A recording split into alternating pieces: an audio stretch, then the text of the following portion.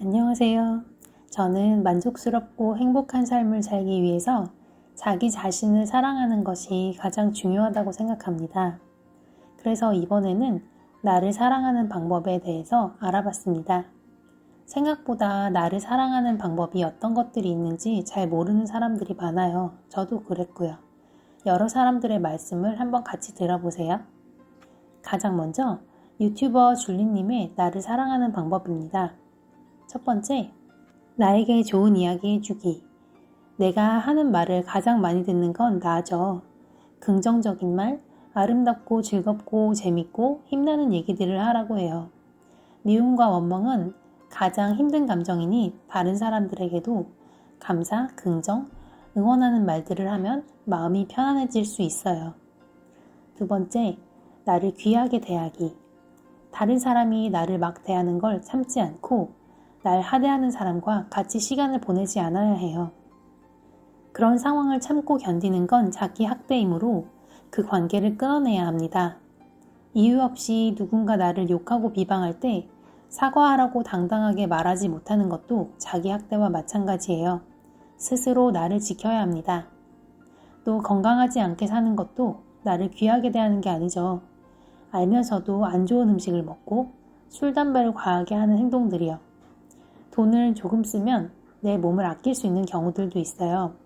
너무 무리해서 내 몸을 쓰고 며칠 동안 아픈 것보다 돈을 조금 쓰고 내 몸을 아끼고 내 일상을 소중히 보내는 게 좋아요. 내 몸을 가꾸려고 노력하는 것, 나에게 좋은 지식과 정보를 공급하는 것도 나를 귀하게 대하는 방법입니다. 세 번째는 자기관리입니다. 나를 게으르게 방치하는 것은 좋지 않아요. 몸을 움직이지 않으면 우울해지는 경우가 많습니다. 그리고 힘든데 참고 계속 일하거나 휴식의 시간을 갖지 않는 것도 자기 학대로 볼 수 있어요. 자기 자신을 돌보는 시간을 갖고 우울과 스트레스 관리를 해야 합니다. 내가 나를 사랑하지 못하는 사람들은 보통 주눅이 들어있거나 여기저기 아프고 다른 사람들 눈치도 많이 보고 화가 나 있어요. 하지만 스스로를 사랑하는 사람은 빛이 난다고 해요. 유튜버 박금선님은 엄청 앳된 얼굴로 누구보다 중요한 얘기를 해주더라고요. 금선님의 경우에는 다이어트에 대한 스트레스와 완벽주의 성향이 있었다고 해요. 그러다 보니 자신을 싫어하고 혐오하게 되는 것이 일상이 됐었다고 합니다. 완벽주의 성향이 강하면 자기를 갉아먹게 되죠. 이들은 잘 할 만한 것만 하고 못할 것 같으면 시도도 안 하거나 잘 안 되면 포기해버려요. 잘했다고 해도 웬만해서는 만족을 못하고 자신에게 칭찬도 야박하다고 합니다. 금선님은 자신이 부끄럽고 싫고 인생을 리셋하고 싶었대요. 그런데 생각해보니 자신을 싫어했던 게 자기 자신을 너무 사랑해서 그런 거였다는 걸 깨닫게 돼요. 나를 너무 사랑한 나머지 욕심을 부렸다는 걸 인정한 거죠. 자신에 대한 기대치가 높은데 현실은 거기에 못 미치니 계속 채찍질을 한 거죠.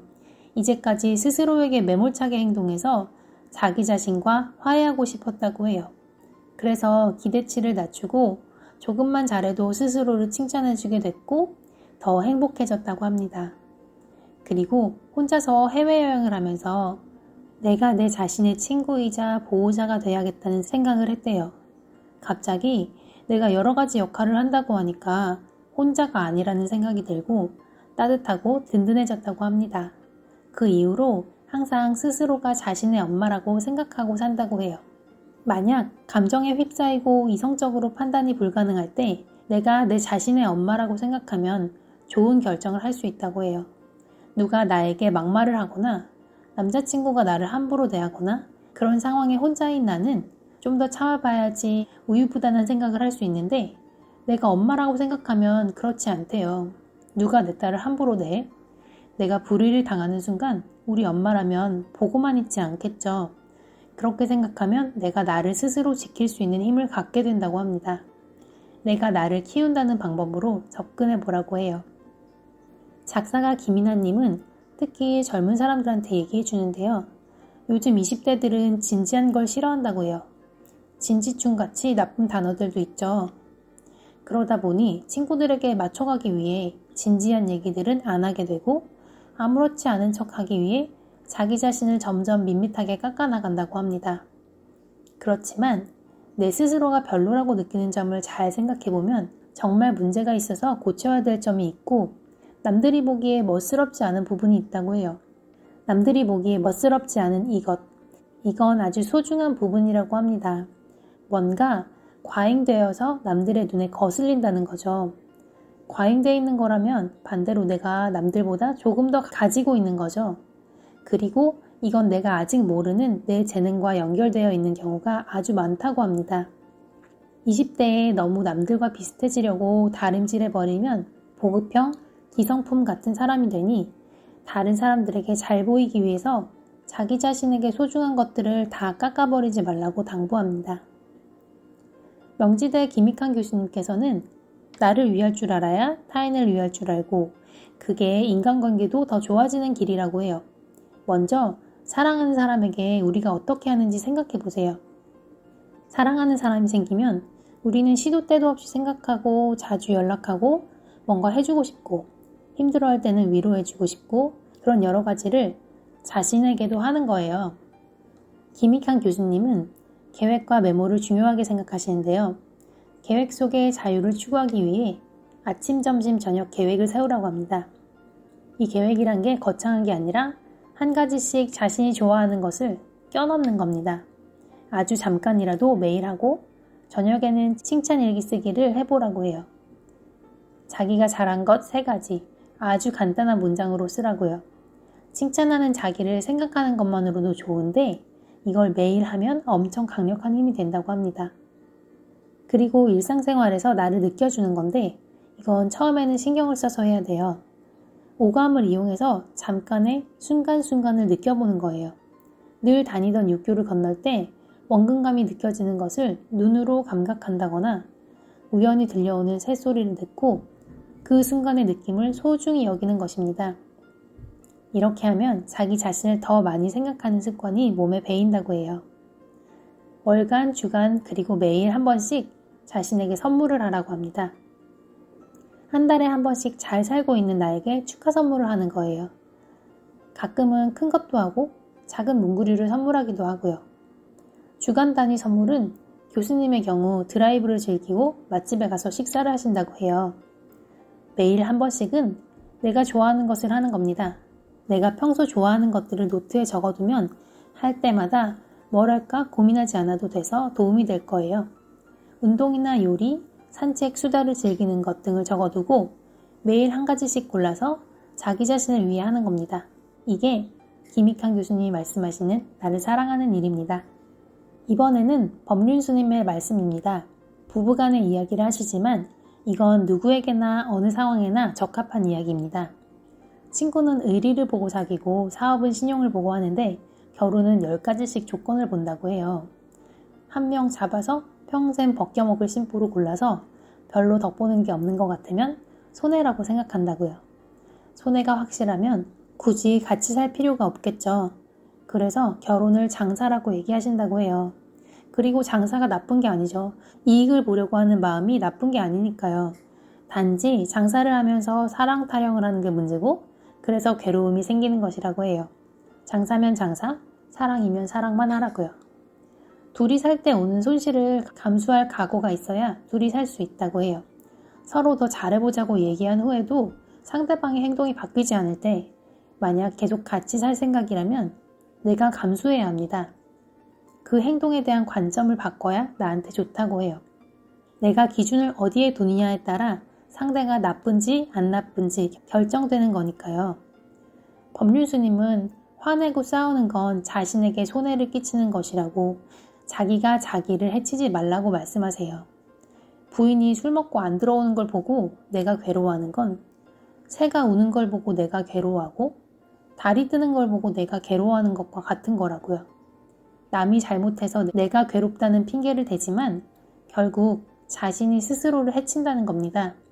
자기를 진정으로 사랑하는 건 관점을 바꿔 내 마음이 편안할 수 있도록 생각하는 겁니다. 알렉스 룽구님은 사랑은 심리적인 감옥으로 인한 사소한 불안으로부터의 자유라고 해요.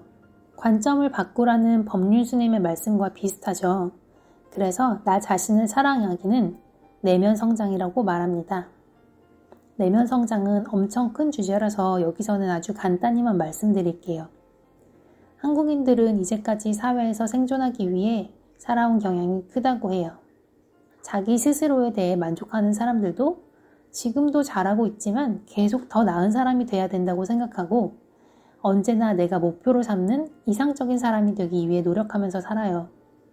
그러다 보니 마음속에 자기 혐오가 깔리는 경우가 많다고 해요. 자신도 모르게 나 자신을 좋아하지 않고 스스로를 비난하는 행동을 하는 사람이 굉장히 많아요. 자기 개발의 함정이죠. 알렉스 룽구님은 자신에 대한 사랑 없이는 성장이 불가능하다고 해요. 날 사랑하면 나는 잘 살만한 가치가 있는 사람이니까 뭐든 훨씬 더 잘할 수 있다고 합니다.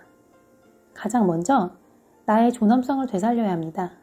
나 스스로를 위해서 기본적인 자기 존중이 있어야 해요.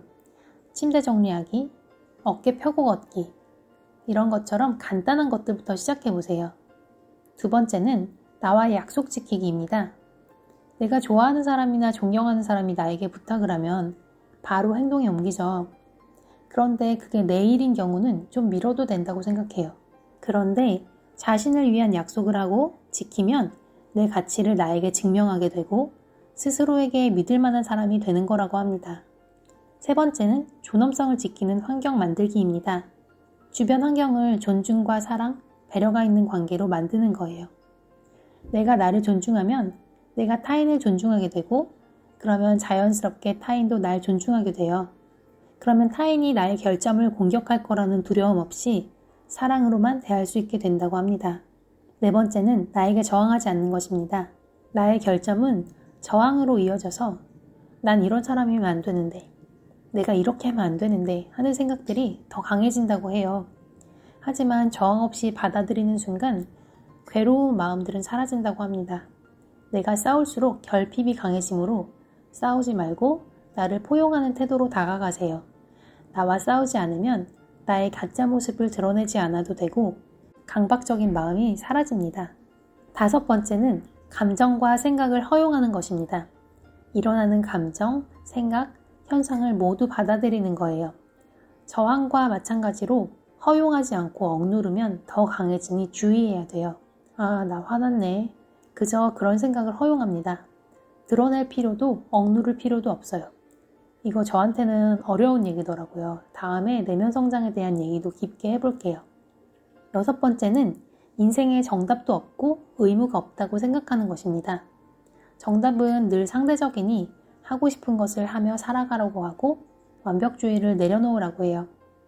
부모님이나 친구들과 다른 세계관으로 살아도 돼요. 나는 나니까. 일곱 번째는 나를 용서하기. 틱낙한 스님의 화해라는 책을 추천하는데요. 무의식 속 내 어린 자아를 위로해주라고 해요. 마음이 불편한 그 내면 아이를 억누르지 말고 지금의 나로 통합될 수 있도록 합니다.